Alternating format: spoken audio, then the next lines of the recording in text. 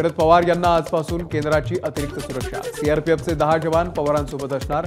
राज्यातल्या सुरू असलेल्या घडामोडींच्या पार्श्वभूमीवरती निर्णय।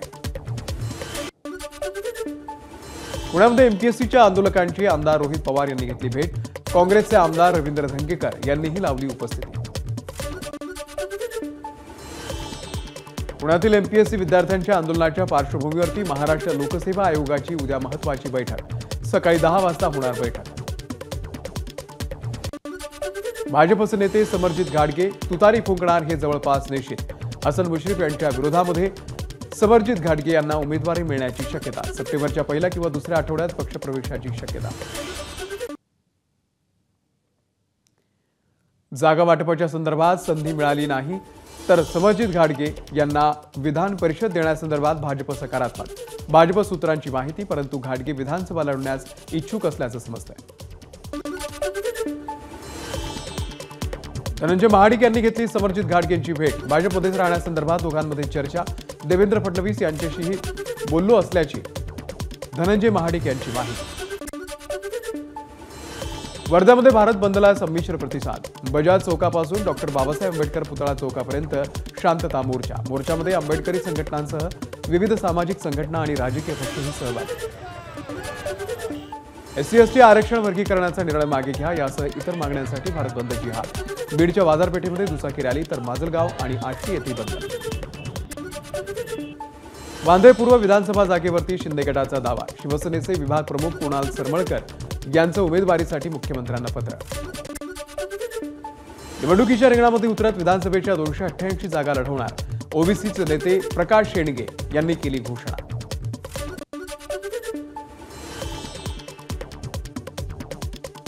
ब्राह्मण समाजाच्या मागण्यांसाठी आंदोलन करणारे दीपक रणनवरे यांना उपमुख्यमंत्री देवेंद्र फडणवीस यांचा फोन।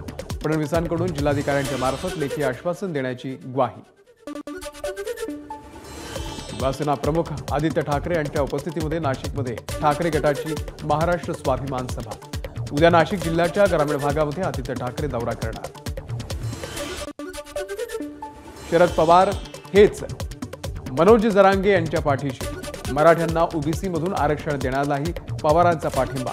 प्रकाश आंबेडकर यांचा आरोप।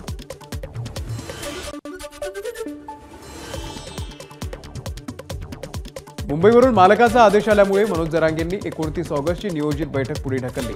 ओबीसी आंदोलक नवनाथ वाघमारे यांचा जरांगेंवरती आरोप। स्वप्नील कुसाळेच्या स्वागत यात्रेमध्ये कोल्हापूर पोलिसांची एबीपी माझाच्या कॅमेरामॅनला धक्काबुक्की। कॅमेरामॅन निलेश शेवाळे यांच्यावरती पोलिसांची अरेरा।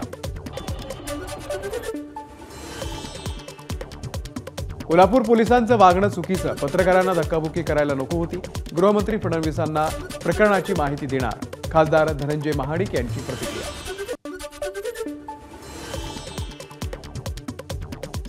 एकोणतीस ऑगस्टपर्यंत पूजा खेडकरला दिलासा कायम। दिल्ली हायकोर्टामध्ये यूपीएससीनं सादर केलं प्रतिज्ञापत्र। पुढची सुनावणी होईपर्यंत पूजा खेडकरला अटक करता येणार नाही, हायकोर्टाचे आदेश। सरकारी कर्मचाऱ्यांच्या दिव्यांग प्रमाणपत्राच्या काटेकोर तपासणीचे आदेश। एबीपी माझाच्या बातमीनंतर शासकीय आदेश जारी। शासकीय निधी प्राप्त होणाऱ्या संस्था आणि विभागांमध्ये काटेकोर तपासणी होणार।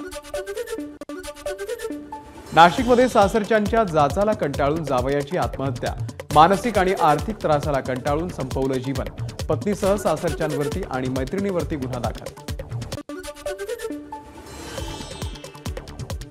अंबरनाथमधील व्हायरल व्हिडिओ मागची कहाणी समोर।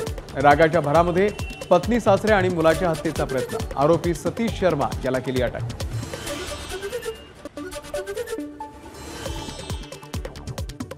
माहीम पोलीस कॉलनीमध्ये एकाच वेळी 15 पोलिसांच्या घरामध्ये घरफोडी झाल्यानं खळबळ। आरोपींकडून तब्बल 1300 रुपये किमतीच्या चांदीच्या वस्तू जप्त। आरोपीला केली अटक। पोलीस शिपायानंच अन्य 3 साथीदारांच्या मदतीनं एटीएम मध्ये पैसे भरण्यासाठी आलेल्या व्यक्तीला लुटलं। मुंबईच्या वांद्रे पश्चिमेमधली घटना। रक्षाबंधन आणि त्याला जोडून आलेल्या सुट्ट्यांमुळे एसटीला 4 दिवसांमध्ये 121 कोटी रुपयांचं उत्पन्न। यंदाच्या आर्थिक वर्षातलं हे विक्रमी उत्पन्न।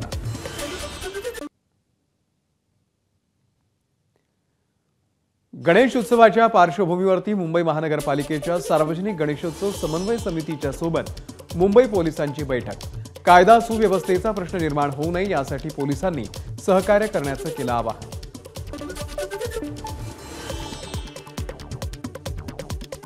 राज्य सरकारकडून प्रतापगड किल्ला विकास प्राधिकरणाची स्थापना। खासदार उदयनराजे भोसले यांच्या अध्यक्षतेखाली प्रतापगड किल्ला विकास प्राधिकरण स्थापन।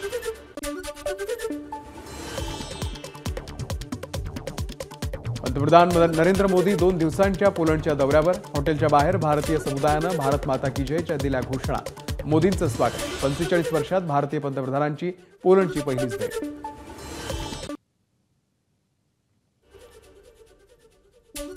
पंतप्रधान नरेंद्र मोदी 23 ऑगस्टला युक्रेनच्या दौऱ्यावर। युक्रेनचे अध्यक्ष झेलेन्स्कीशी मोदी चर्चा करणार। युक्रेनची नाराजी दूर करणं या दौऱ्याचं उद्दिष्ट असल्याची शक्यता।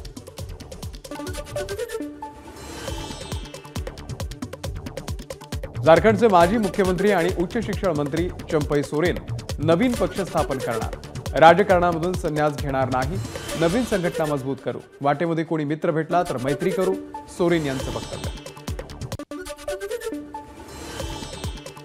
आरबीआय गव्हर्नर शक्तिकांत दास यांना global finance central bankers report card 2024 मध्ये सलग दुसऱ्या वर्षी A+ रेटिंग। डेन्मार्कचे क्रिस्टियन थॉम्सन आणि स्वित्झर्लंडचे थॉमस जॉर्डन यांनाही A+ रेटिंग।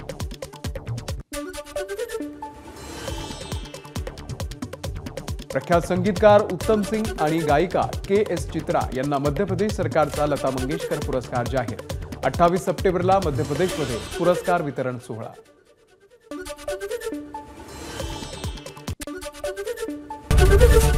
ABP माझा, उघडा डोळे बघा नीट।